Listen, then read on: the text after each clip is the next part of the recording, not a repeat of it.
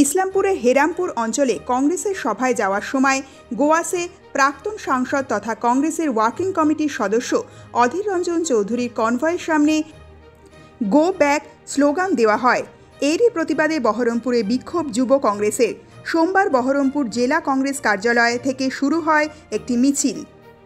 আপনারা জানেন যে গত পরশুদিন আমাদের নেতা সর্বভারতীয় ওয়ার্কিং কমিটির সদস্য আমাদের অভিভাবক জননেতা শ্রী অধীর রঞ্জন চৌধুরী মহাশয়কে রাজনৈতিক কর্মসূচি করতে গেছিল রানীনগরে। সেখানে হেনস্থা করার চেষ্টা করা হয়েছে তৃণমূলের নোংরা বাহিনীর দ্বারা। এবং পাশাপাশি আপনারা জানেন যে বিভিন্ন রাজ্যে, বিশেষ করে বিজেপি শাসিত রাজ্যগুলোতে আমাদের বাংলা ভাষী যে সমস্ত শ্রমিকরা আছে তাদেরকে আক্রমণ করা হচ্ছে।